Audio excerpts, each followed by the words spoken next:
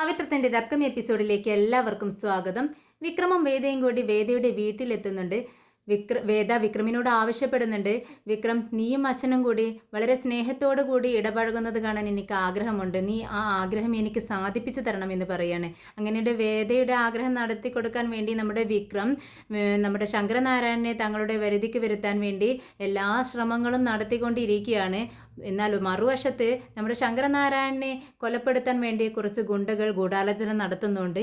ഈ വിശേഷത്തെക്കുറിച്ചാണ് ഇന്ന് പറയാൻ പോകുന്നത്. അങ്ങനെ വിക്രം വേദയെ ടെറസിന് മുകളിലേക്ക് കൊണ്ടുപോവാണ്. എന്നിട്ട് വിക്രം ചോദിക്കുന്നുണ്ട്, വേദയെ നീ എന്തിനാ എന്നെ ഇങ്ങോട്ടേക്ക് കൊണ്ടുവന്നിരിക്കുന്നത്? നിന്റെ അച്ഛൻ്റെ മുഖം കണ്ടില്ലേ? കുറച്ച് ദേഷ്യം എന്നോടുണ്ടെന്ന് എനിക്ക് നന്നായിട്ട് അറിയാം ആ മുഖം കാണുന്ന സമയത്ത്. എന്നാൽ അതിലേറെ ദേഷ്യം നിന്റെ ആങ്ങളയ്ക്ക് എന്നോടുണ്ട്. എന്തിനു വേണ്ടിയിട്ടാണ് എന്നെ ഇങ്ങോട്ടേക്ക് കൊണ്ടുവന്നതെന്ന് ചോദിക്കുകയാണ്. ഇത് കേട്ടിട്ട് വേദ പറയുന്നുണ്ട്, ഇതൊക്കെ എനിക്ക് മനസ്സിലാവുന്നുണ്ട്, എനിക്കറിയാത്ത കാര്യങ്ങളൊന്നും അല്ല. പക്ഷേ നീയും അച്ഛനും കൂടി നല്ല സ്നേഹത്തോടെ ഒരു അമ്മായിയപ്പനും മരുമകനും എങ്ങനെയാണോ പെരുമാറുന്നത് അതുപോലെ പെരുമാറുന്നത് കാണാൻ എനിക്ക് എത്ര ആഗ്രഹമുണ്ടെന്നറിയാവോ? അതിനു വേണ്ടിയാണ് ഞാൻ ഇങ്ങനെയൊക്കെ ചെയ്യുന്നത് എന്ന് പറയാണ്. എൻ്റെ അച്ഛൻ പാവമാണെന്ന് വേദ പറയുന്നുണ്ട്. ഇത് കേട്ടിട്ട് വിക്രം പറയുന്നുണ്ട്, നിൻ്റെ അച്ഛൻ പാവം, നിൻ്റെ അച്ഛൻ പാവമൊന്നുമല്ല കേട്ടോ, ഒരു വില്ലനാണെന്ന് പറയാം. ഇത് കേട്ടിട്ട് വേദ പറയുന്നുണ്ട്, എൻ്റെ അച്ഛൻ വില്ലനൊന്നുമല്ല, പണ്ട് എൻ്റെ അച്ഛൻ്റെ സ്വഭാവം നിനക്ക് അറിയാഞ്ഞിട്ടാ. പിന്നെ എൻ്റെ അച്ഛനുണ്ടല്ലോ എല്ലാവരെയും പോലെ ചിരിക്കുകയും കളിക്കുകയും തമാശ പറയുകയും ഒക്കെ ചെയ്യുമായിരുന്നു. അതൊക്കെ ഇല്ലാതായത് എന്നാണെന്ന് അറിയാവോ? നമ്മൾ ഈ കൊള്ളരുതായ്ക ചെയ്ത സമയത്ത്. ഇത് കേട്ടതും വിക്രം പറയുന്നുണ്ട്, എന്ത് ഞാനും നീയോ? ഞാനൊന്നും ചെയ്തിട്ടില്ല, നീയല്ലേ തെറ്റ് ചെയ്തത്, അതാ നിൻ്റെ അച്ഛന് നിന്നോട് ദേഷ്യം എന്ന് പറയാണ് വിക്രം. അതൊക്കെ പോട്ടെ വിക്രം, ഞാൻ പറയുന്നത് പോലെ നീ ഒന്ന് അനുസരിക്കുക, എൻ്റെ ആഗ്രഹം ഒന്ന് സാധിപ്പിച്ചതാ. ഞാൻ എൻ്റെ അച്ഛനോട് വാശി പിടിച്ചിട്ട് നിന്നെയും എന്നെയും എൻ്റെ വീട്ടിൽ വന്ന് ക്ഷണിച്ചാലേ ഈ വീട്ടിലേക്ക് ഞങ്ങൾ വരത്തുള്ളൂ എന്ന് വാശി പിടിച്ച സമയത്ത് അച്ഛനും അമ്മയും വന്ന് നമ്മളെ ഇങ്ങോട്ടേക്ക് ക്ഷണിച്ചില്ലേ, നമ്മളിങ്ങോട്ടേക്ക് വരികയും ചെയ്തു. ഇനി എൻ്റെ ആഗ്രഹം സാധിപ്പിച്ച് തരേണ്ടത് നീയാ, നിനക്ക് പറ്റില്ലേ എന്ന് ചോദിക്കുകയാണ്. ഉടനെ തന്നെ വിക്രം പറയുന്നുണ്ട്, എന്താഗ്രഹം നീ പറയുന്നത്? അല്ല, നീയും അച്ഛനെയും കൂടി നല്ല ഇഷ്ടത്തോടു കൂടി സ്നേഹത്തോടു കൂടി പെരുമാറുന്നത് കാണാൻ അതെനിക്ക് ആഗ്രഹമുണ്ടെന്ന് പറഞ്ഞില്ലേ, അതൊന്ന് നടത്തി തരാവോ എന്ന് ചോദിക്കുകയാണ്. ഇത് കേട്ടിട്ട് വിക്രം പറയുന്നുണ്ട്, ഇതിലും ഭേദം നീ എന്നെ അങ്ങ് കൊല്ലുന്നതാ വേദേ, നിൻ്റെ അച്ഛൻ്റെ വാശിയും ദേഷ്യമൊക്കെ നിനക്ക് അറിയാവുന്നതല്ലേ. ഇങ്ങനെ ഒരു മനുഷ്യന് ഞാൻ എങ്ങനെയാ ഒരു സോഫ്റ്റ് ഇതായിട്ട് പെരുമാറുന്ന തരത്തിലേക്ക് ഞാൻ എങ്ങനെ കൊണ്ടുവരുന്ന നീ പറയുന്നത്? അതൊക്കെ നിന്നെ കൊണ്ട് പറ്റും വിക്രം എന്ന് വേദ പറയാണ്. പറ്റും, എനിക്കൊന്നും പറ്റത്തില്ല വിക്രം. എന്താ വിക്രം പ്ലീസ് എന്ന് പറയുന്നുണ്ട് വേദ.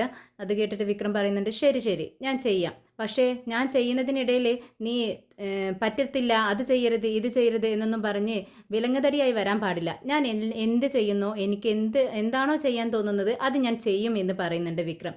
ഇത് കേട്ടതും വേദ പറയുന്നുണ്ട്, അങ്ങനെയൊന്നും പറ്റത്തില്ല. ഓ ശരി, എന്നാൽ വേണ്ട, ഞാൻ പോവാണെന്നും പറഞ്ഞ് തിരിഞ്ഞ് നടക്കാൻ നിൽക്കുകയാണ് വിക്രം. ഉടനെ തന്നെ വേദ ഓടിക്കൊണ്ട് വന്ന് നമ്മുടെ വിക്രമിൻ്റെ കൈ പിടിച്ചിട്ട് പറയുന്നുണ്ട്, നിൽക്ക് പറയട്ടെ. ശരി, നീ എന്താന്ന് വെച്ച് ചെയ്തോ, എൻ്റെ ഒരു തലവിധിയാണല്ലോ. ശരി, നീ എന്ത് ചെയ്താലും ഞാനൊന്നും പറയത്തില്ല. പിന്നെ എൻ്റെ അച്ഛൻ പാവാട്ടോ, നീ അച്ഛനെ സങ്കടപ്പെടുത്തുന്ന തരത്തിലൊന്നും പെരുമാറരുത് എന്ന് വേദ പറയുന്നുണ്ട്. ശരി, നീ വാ, നമുക്ക് താഴേക്ക് പോവാം എന്നും പറഞ്ഞുകൊണ്ട് താഴേക്ക് ഇറങ്ങി പോവാണ് രണ്ടുപേരും. ഇതിനിടയിൽ നമ്മുടെ മുത്തശ്ശി നമ്മുടെ ശങ്കരനാരായണൻ്റെ അടുത്തേക്ക് ചെല്ലുന്നുണ്ട്. എന്നിട്ട് ഭക്ഷണം കഴിക്കാൻ വേണ്ടി വിളിക്കുകയാണ്. ഭക്ഷണം കഴിക്കാം ശങ്കര, നീ എഴുന്നേറ്റ് വാ. ഇത് കേട്ടിട്ട് ശങ്കരനാരായണൻ പറയുന്നുണ്ട്, എനിക്ക് കുറച്ച് കഴിഞ്ഞിട്ട് മതി. അതങ്ങനെയല്ല, നമ്മുടെ മക്കൾ നമ്മുടെ വീട്ടിൽ വിരുന്ന് വന്നിരിക്കുകയല്ലേ, അപ്പോൾ നമ്മളെല്ലാവരും ഒരുമിച്ചിരുന്ന് ഭക്ഷണം കഴിക്കുമ്പോഴാണ് വന്ന അവർക്കും സന്തോഷം ഉണ്ടാവുന്നത്. അതിനു വേണ്ടിയല്ലേ നമ്മൾ അവരെ ഇങ്ങോട്ടേക്ക് ക്ഷണിച്ചിരിക്കുന്നത്. നീ അവരോടൊപ്പം വന്നിരുന്ന് ഭക്ഷണം കഴിക്കേ. അതിനുശേഷം ശ്രീയോട് പറയുന്നുണ്ട് മുത്തശ്ശി, നീയും വാടാ. ഇത് കേട്ട് ശ്രീ പറയുന്നുണ്ട്, എനിക്കൊന്നും വേണ്ട, ഞാൻ അവരോടൊപ്പം ഇരുന്ന് ഭക്ഷണമൊന്നും കഴിക്കത്തില്ല, അവർ കഴിച്ച് എണീറ്റ് പോട്ടെ, എന്നിട്ട് ഞാൻ കഴിച്ചോളാം. ഉടനെ തന്നെ മുത്തശ്ശി പറയുന്നുണ്ട്, ശ്രീ നീ ഇങ്ങനെയൊന്നും പെരുമാറരുത്, ഇങ്ങനെയൊന്നും സംസാരിക്കരുത്, അവർ പോകുന്നത് വരെ അവരോട് മര്യാദയ്ക്ക് സംസാരിച്ചോളണം എന്ന് താക്കീത് ചെയ്യുക. ഇതിനിടയിൽ ശങ്കരനാരായണൻ പറയുന്നുണ്ട്, ശരി ഞങ്ങൾ അങ്ങോട്ടേക്ക് വന്നോളാം, അമ്മ അങ്ങോട്ട് നടന്നു എന്ന് പറയാണ്. ഉടനെ തന്നെ ശങ്കരനാരായണൻ ശ്രീയും കൂടി ഡൈനിങ് ഹാളിലേക്ക് ചെല്ലുന്നുണ്ട്. അങ്ങനെ മുത്തശ്ശി കറികളൊക്കെ എടുത്ത് ഡൈനിങ് ഹാളിലേക്ക് വരുന്ന സമയത്ത് എല്ലാവരും ഭക്ഷണം കഴിക്കാൻ വേണ്ടി ഇരുന്നിരിക്കുന്നു. വേദയും വിക്രമും ഒരു സൈഡിലും നമ്മുടെ ശങ്കരനാരായണനും ശ്രീയും കൂടി ഒരു സൈഡിൽ ഇരുന്നിരിക്കുന്നു. പെട്ടെന്ന് നമ്മുടെ മുത്തശ്ശിയുടെ മുഖം അങ്ങ് മാറുന്നുണ്ട്. എന്നിട്ട് പറയുന്നുണ്ട്, "ശങ്കര, നീ അവിടെയാണോ ഇരുന്നിരുന്നത്? നീ ഇപ്പുറത്തെ സൈഡിലിരിക്ക്. ആ സൈഡിൽ ഞാൻ ഭക്ഷണം വിളമ്പിയിരിക്കുന്നത് വിക്രമിനും വേദയ്ക്കും വേണ്ടിയിട്ടാണെന്ന്" പറയാണ്. ഉടനെ ശങ്കരനാരായണൻ പറയുന്നുണ്ട്, "അതിനെന്താ അമ്മേ? അവിടെയും ഇലയിട്ടിട്ടുണ്ടല്ലോ, ഭക്ഷണം വിളമ്പിയിട്ടുണ്ട്. ഞാനിവിടെ ഇരുന്ന് കഴിക്കുന്നതിന് അമ്മയ്ക്ക് എന്താ പ്രശ്നം? എവിടെ ഇരുന്ന് കഴിച്ചാൽ എന്താ അമ്മയെന്ന്" പറയാണ്. ഉടനെ തന്നെ നമ്മുടെ നമ്മുടെ ദീപ്തിയും മുത്തശ്ശിയും കൂടി പരസ്പരം നോക്കുവാണ്. മുത്തശ്ശി ഇങ്ങനോട് നമ്മുടെ ദീപ്തി പറയുന്നുണ്ട്, "മുത്തശ്ശി, ആകെ പ്രശ്നമായല്ലോ, ഇനി എന്താ ചെയ്യുക? എനിക്ക് പേടിയാവുന്നു മുത്തശ്ശി" എന്നിങ്ങനെ പറയുന്നുണ്ട്. "നീ ഒന്നും മിണ്ടാതിരിക്കുക" എന്ന് പറയാണ്. ഉടനെ തന്നെ നമ്മുടെ ശങ്കരനാരായണൻ ഭക്ഷണം കഴിക്കാൻ വേണ്ടി ചോറിലൊന്ന് കൈയിട്ടിരുന്ന് ഒന്നിങ്ങനെ ഇളക്കിയതേ ഉള്ളൂ, കറി ഒഴിച്ചിട്ട്. പക്ഷേ അതിനിടയിൽ ചിക്കൻ ഒളിപ്പിച്ച് വെച്ചിരിക്കുകയാണ് നമ്മുടെ മുത്തശ്ശി വിക്രമിന് വേണ്ടി. പെട്ടെന്ന് ചോറ് മാറ്റിയ സമയത്ത് ചിക്കൻ അടിയിൽ നിന്നിങ്ങനെ പൊങ്ങി വരുന്നു. നമ്മളെല്ലാവരും പരസ്പരം നോക്കുവാണ്. ഉടനെ തന്നെ വിക്രമാണെങ്കിൽ വിക്രമിൻ്റെ സൈഡിൽ ചോറ് വിളമ്പി വെച്ചത് ഇങ്ങനെ അതിനുള്ളിലും ചിക്കൻ ഉണ്ടോ എന്ന് നോക്കുവാണ്. വേദിയുടെ ചോറിന് മുന്നിലിരിക്കുന്ന ചോറിലും ഉണ്ടോ എന്ന് നോക്കും. പക്ഷെ അതിലൊന്നും കാണുന്നില്ല. അവർ രണ്ടുപേരും നോക്കി ചിരിക്കുകയാണ്. ഉടനെ തന്നെ നമ്മുടെ മുത്തശ്ശി പറയുന്നുണ്ട്, "അതെ ശങ്കര, കുട്ടികൾ ആദ്യമായിട്ട് വിരുന്നിന് വന്നിരിക്കുകയല്ലേ, അപ്പോൾ അവർക്ക് ഒന്നിനും ഒരു കുറവ് വേണ്ടെന്ന് വെച്ച് ഞാൻ വിളമ്പിയതാ" എന്ന് പറയുന്നുണ്ട്. ഇത് കേട്ട് ശങ്കരനാരായണൻ ഇരുന്ന സ്ഥലത്ത് നിന്ന് എഴുന്നേറ്റിട്ട് പറയുന്നുണ്ട്, "ആ ശരി ശരി, എന്തെങ്കിലുമൊക്കെ ആവട്ടെ. ഇത് ആർക്ക് വേണ്ടിയാ വിളമ്പിയെന്ന് വെച്ചാൽ അവർ തന്നെ കഴിക്കട്ടെ. അവിടുന്ന് എഴുന്നേൽക്കാൻ പറ, ഞാൻ അവിടെ ഇരുന്ന് കഴിച്ചോളാം" എന്ന് പറയാണ്. "വേണ്ട ശങ്കര, നീ അവിടെ തന്നെ ഇരുന്നോ, നിനക്ക് ഞാൻ ചോറ് വേറെ വിളമ്പിത്തരാം" എന്ന് പറയുന്നുണ്ട് മുത്തശ്ശി. പക്ഷേ വേണ്ട എന്ന് ശങ്കരനാരായണൻ പറയാണ്. അങ്ങനെ അവർ ആ രണ്ട് സൈഡും അങ്ങോട്ടും ഇങ്ങോട്ടും മാറിയിരിക്കുകയാണ്. വേദയും വിക്രമും കൂടി ഈ ചിക്കൻ വിളമ്പിയിരിക്കുന്ന സ്ഥലത്തേക്ക് മാറിയിരുന്ന് അവർ സന്തോഷത്തോടെ ഭക്ഷണം കഴിച്ചുകൊണ്ടിരിക്കുകയാണ്. അതിനിടയിൽ നമ്മുടെ വിക്രം നമ്മുടെ വേദിക്ക് വാരി കൊടുക്കുന്നുണ്ട്. ചോറെടുത്ത് വായിൽ വെച്ച് കൊടുക്കുവാണ്. എന്നാൽ വിക്രം വേണ്ട വേണ്ട വിക്രം വേണ്ട, അച്ഛനും അമ്മയൊക്കെ ഇരിക്കുന്നു എന്നൊക്കെ ഇങ്ങനെ പറയുന്നുണ്ട്. വേദ, നീ ഇത് കഴിക്കും, നമ്മൾ വീട്ടിലായാലും ഇങ്ങനെയൊക്കെ തന്നെയല്ലേ, നീ ഒരു ഉരുള കഴിക്കുക എന്ന് പറഞ്ഞുകൊണ്ട് വായിൽ വെച്ച് കൊടുക്കുകയാണ്. എല്ലാവരും ഇത് കണ്ടിട്ട് ഇങ്ങനെ പരസ്പരം നോക്കുന്നുണ്ട്. മുത്തശ്ശിയും ദീപ്തിയും ചിരിക്കുകയാണ്. എന്നാൽ ശ്രീക്കും നമ്മുടെ വർഷക്കും ദേഷ്യം വരുന്നുണ്ട്.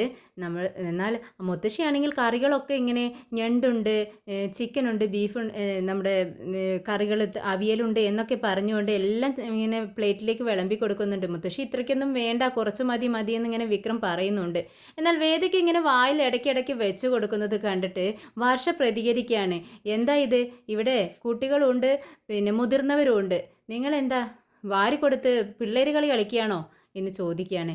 ഇത് കേട്ടിട്ട് മുത്തശ്ശി പറയുന്നുണ്ട്, "എന്താ വർഷേ, നീ ഒന്നും മിണ്ടാതിരിക്കേ, നീ എന്തിനാ ഇതൊക്കെ ശ്രദ്ധിക്കാൻ പോകുന്നത്? അവരിപ്പോൾ വിവാഹം കഴിഞ്ഞത് ജീവിക്കാൻ തുടങ്ങിയിട്ടല്ലേ ഉള്ളൂ, വായിലൊന്ന് വെച്ച് കൊടുത്തെന്ന് വിചാരിച്ചിട്ട് എന്താണെന്ന് ചോദിക്കുകയാണ്. ഉടനെ തന്നെ നമ്മുടെ വിക്രം ചോദിക്കുന്നുണ്ട് കേട്ടോ, "എന്താ സർ, ഞാനിങ്ങനെ ചെയ്യുന്നതുകൊണ്ട് നിങ്ങൾക്ക് എന്തെങ്കിലും ബുദ്ധിമുട്ടുണ്ടോ" എന്ന് ശങ്കരനാരായണനെ നോക്കിക്കൊണ്ട് ചോദിക്കുകയാണ്. ഉടനെ ശങ്കരനാരായണൻ പറയുന്നുണ്ട്, താൻ തൻ്റെ ഭാര്യയ്ക്ക് ചോറ് വാരിക്കൊടുക്കുന്നതിന് എനിക്കെന്താടോ ബുദ്ധിമുട്ട്? താൻ എന്താന്ന് വെച്ചാൽ ചെയ്യെന്ന് പറയാ. ഉടനെ നമുക്ക് നമ്മുടെ വേദയ്ക്കും വിക്രമിനും നല്ല സന്തോഷമാവും കേട്ടോ. കണ്ടോ വേദേ, സാറിന് ഒരു ബുദ്ധിമുട്ടുമില്ല, പിന്നെ നിനക്കെന്താ കഴിക്കാൻ ബുദ്ധിമുട്ട് എന്ന് പറഞ്ഞ് വീണ്ടും വാരി കൊടുക്കുന്നുണ്ട്. അങ്ങനെ ഒരു സന്തോഷത്തോടെ ഭക്ഷണമൊക്കെ കഴിച്ച് എഴുന്നേൽക്കുകയാണ്. വേദ വിക്രമിൻ്റെ കൂടെ തന്നെ ചെന്ന് കൈ കഴുകുന്നുണ്ട്. കൈ കഴുകിയതിന് ശേഷം അവിടെ ഇരിക്കുന്ന ടവലെടുത്ത് വിക്രമിന് നീട്ടുവാണ്. പക്ഷെ വിക്രം അത് വാങ്ങിക്കുന്നില്ല. "ഇതെന്താ വേദേ, പതിവില്ലാത്തൊരു സ്വഭാവമൊക്കെ? ഞാൻ ടവലിലൊന്നും കൈ തുടയ്ക്കാറില്ലല്ലോ, ഇവിടെ വന്നപ്പോഴെന്താ നിനക്കൊരു പുതിയ സ്വഭാവമൊക്കെ" എന്ന് ചോദിക്കുകയാണ്.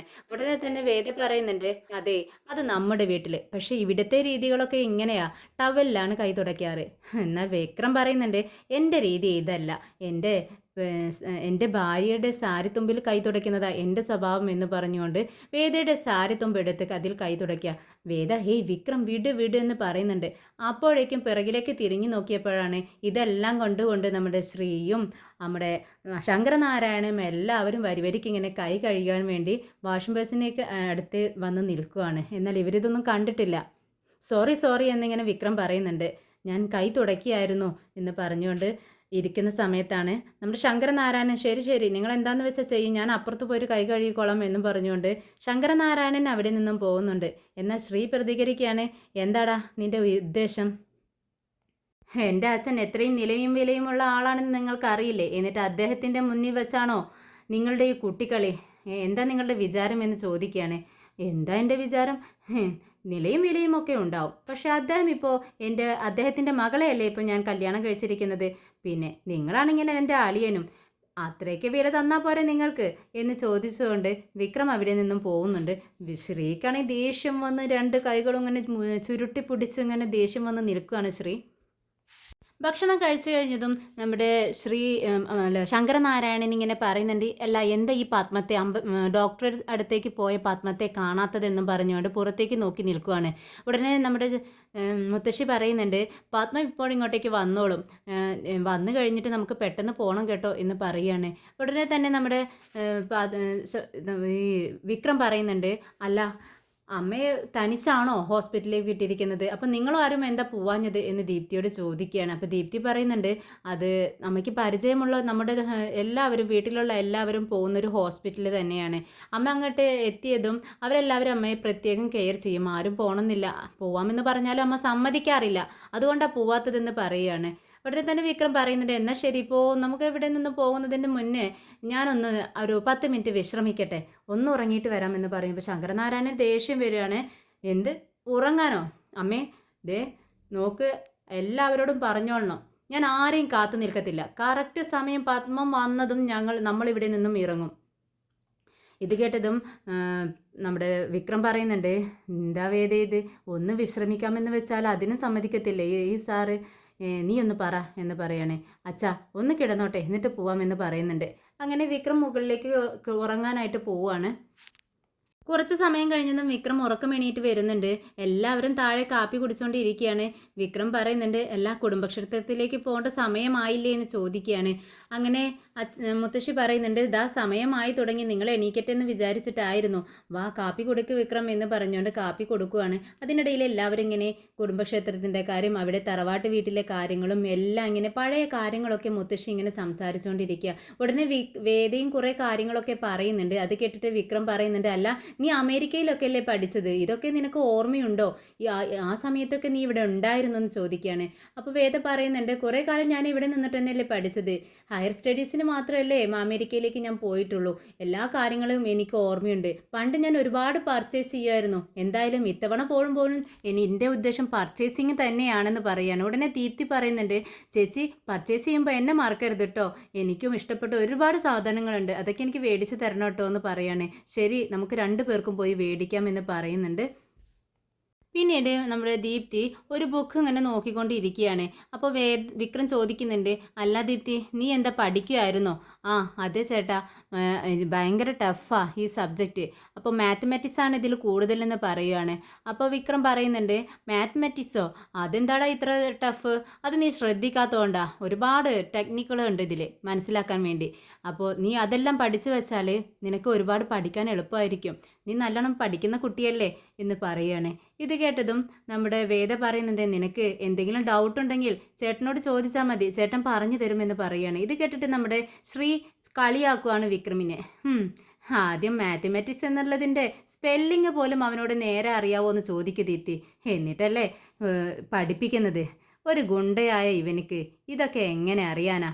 എന്നിട്ടാണ് പഠിപ്പിക്കും പോലും, നല്ല ആളാ പഠിപ്പിക്കുന്നത് എന്നൊക്കെ പറഞ്ഞ് കളിയാക്കുകയാണ് നമ്മുടെ വിക്രമിനെ അത് കേൾക്കുന്ന സമയത്ത് വല്ലാതാവുന്നുണ്ട് കേട്ടോ. താഴേക്ക് തന്നെ നോക്കിയിരിക്കുകയാണ്. എന്നാൽ നമ്മുടെ വേദ പ്രതികരിക്കുന്നുണ്ട്, ചേട്ടാ അങ്ങനെ വിക്രമിനെ അങ്ങ് ഇല്ലാതാക്കണ്ട കേട്ടോ, വിക്രം നന്നായി പഠിച്ചിരുന്ന ടൈം ഉണ്ടായിരുന്നു. എന്തായാലും ദീപ്തി നീ എന്ത് സംശയം, മാത്തമാറ്റിക്സിൽ എന്ത് സംശയമുണ്ടെങ്കിലും നിൻ്റെ ചേട്ടനോട് ചോദിച്ചാൽ വെള്ളം പോലെ പറഞ്ഞു തരും. ആണോ ചേട്ടാ എന്ന് ചോദിച്ചുകൊണ്ട് അത്ഭുതപ്പെട്ടുകൊണ്ട് നമ്മുടെ ദീപ്തി ഓരോ കാര്യങ്ങളും വിക്രമിനോട് ഇങ്ങനെ ചോദിക്കുകയാണ്. വിക്രമാണെങ്കിൽ എല്ലാ കാര്യങ്ങളും വെള്ളം പോലെ പറഞ്ഞ് മനസ്സിലാക്കി കൊടുക്കുകയാണ്.